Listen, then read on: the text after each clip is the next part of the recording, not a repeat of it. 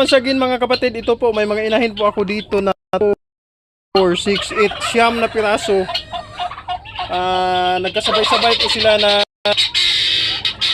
glimlim na po, kaya isinilid ko muna dito.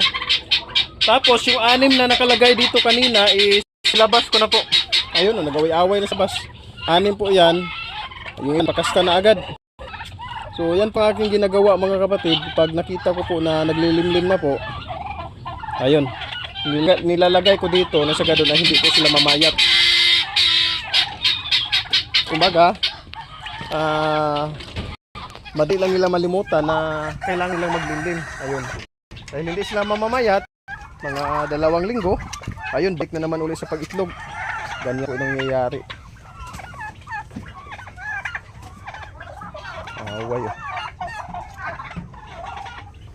Hybrid turkey.